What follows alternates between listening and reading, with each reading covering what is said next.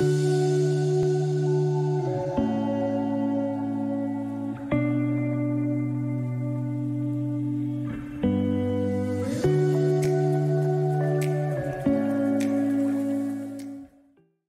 Stones మళ్ళీ form అవ్వకుండా ఉండాలంటే ఎలాంటి ప్రికాషన్స్ తీసుకోవాలి?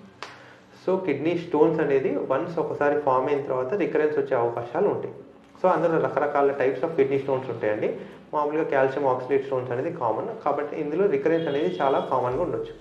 సో ఎవరిలో ఎక్కువ జాగ్రత్త ఉండాలంటే ఫ్యామిలియల్ హిస్టరీ, అంటే ఇంట్లో ఎవరికైనా కిడ్నీ స్టోన్స్ ఉంటే వాళ్ళ పిల్లల్లో కూడా కిడ్నీ స్టోన్స్ వచ్చే అవకాశాలు ఉంటాయి. సెకండ్ థింగ్ ఏంటంటే ఎవరైతే ఎక్కువ బయట అంటే సమ్మర్లో కానీ వీటిలో కానీ ఎక్కువ హైడ్రేట్ కాకుండా సన్లైట్లో పనిచేసే వాళ్ళకి కిడ్నీ స్టోన్స్ వచ్చే అవకాశాలు ఎక్కువ ఉంటాయి. సో వీళ్ళలో ఏంటంటే అడిక్వేట్గా హైడ్రేషన్ తీసుకోవాలి, ఎందుకంటే లేకపోతే ఆ యూరిన్లో ఇన్ఫెక్షన్ రావడం లేకపోతే చిన్న చిన్న స్టోన్స్ ఫామ్ అయ్యే అవకాశాలు ఉంటాయి. థర్డ్ థింగ్ ఏంటంటే excess consumption of red meat. So ఎక్కువ ప్రోటీన్ కన్సంప్షన్ లేకపోతే ఎక్కువ రెడ్ మీట్ కన్సంప్షన్ వల్ల ఇది కొద్దిగా కాన్సన్ట్రేట్ అయ్యి కిడ్నీస్ మీద ఎఫెక్ట్ పడే అవకాశాలు ఉంటాయి. కొన్నిసార్లు ఏంటంటే హెరిడిటరీ కండిషన్స్ ఉండడం వల్ల కొన్ని కిడ్నీ స్టోన్స్ అనేది రికరెంట్గా అయ్యే అవకాశాలు ఉంటాయి. సో చిన్నపిల్లల్లో ఎప్పుడైనా స్టోన్స్ ఉంటే మాత్రం డెఫినెట్గా ఎవాల్యుయేట్ చేసుకోవాల్సిన అవసరం పడుతుంది. లాస్ట్ థింగ్ ఏంటంటే ఊరికి ఇన్ఫెక్షన్స్ వచ్చే వాళ్ళకి కూడా కిడ్నీ స్టోన్స్ వచ్చే అవకాశాలు ఉంటాయి.